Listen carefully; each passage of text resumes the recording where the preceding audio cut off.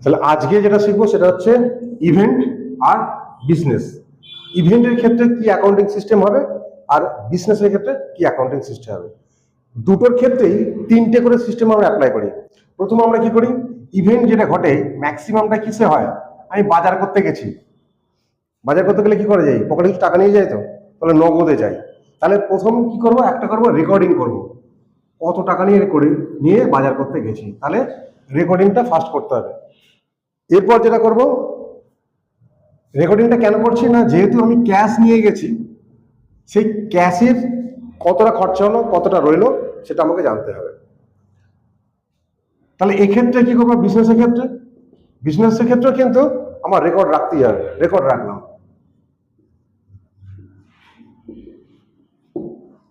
আচ্ছা এরপর কি করব, রেকর্ড রাখলাম মানে আমি 2000 টাকা নিয়ে বাজারে গেলাম, 500 টাকার এই কিনলাম, 500 টাকার ওই কিনলাম, 200 টাকার এই কিনলাম, যা কিছুগুলো এটা হচ্ছে রেকর্ড করলাম। এইবার সেই রেকর্ডগুলোকে আমি কি করব, ক্লাসিফাইড করব, ভাগ করব।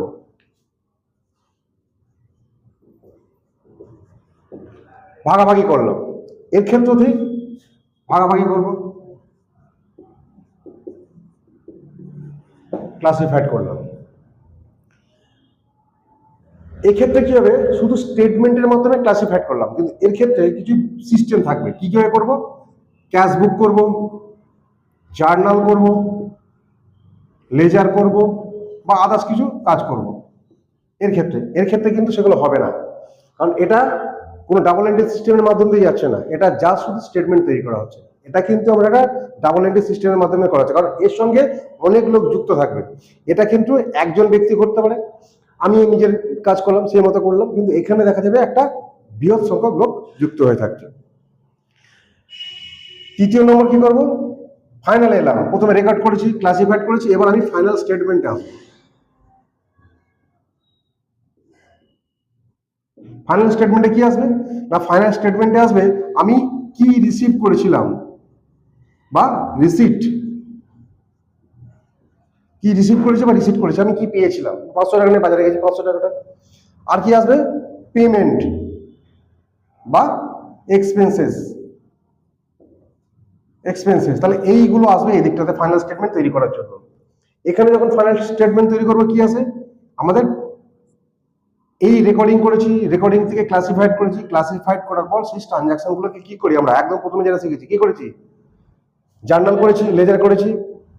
তাহলে এখানে আরেকটা কি করবো, ট্রেডিং অ্যাকাউন্ট, ট্রেড করেছি, আমি ব্যবসা করেছি, সেই ব্যবসা করার জন্য একটা অ্যাকাউন্ট করতে হবে, ট্রেডিং অ্যাকাউন্ট, কি কিনেছি কি খরচা করেছি অমুক। সেখান থেকে আমাকে তৈরি করতে হবে PL account, profit and loss account, আমার লস হয়েছে না প্রফিট হয়েছে তার একটা অ্যাকাউন্ট তৈরি করতে হবে। তারপর শেষে সেখান থেকে কি আসবে, ফাইনাল অ্যাকাউন্ট বা ব্যালেন্স শিট, মানে ফাইনাল অ্যাকাউন্টের মধ্যে ব্যালেন্স শিট ঢুকে যাচ্ছে। তাহলে এই তিনটে, ট্রেডিং, পিএল, ব্যালেন্স শিট, এই পদ্ধতির মধ্যে যাব, আর ইভেন্টের ক্ষেত্রে হলে এই পদ্ধতির মধ্যে যাব। এটুকু বুঝতে পারছিস তো, পারলে নোটটা করে নে।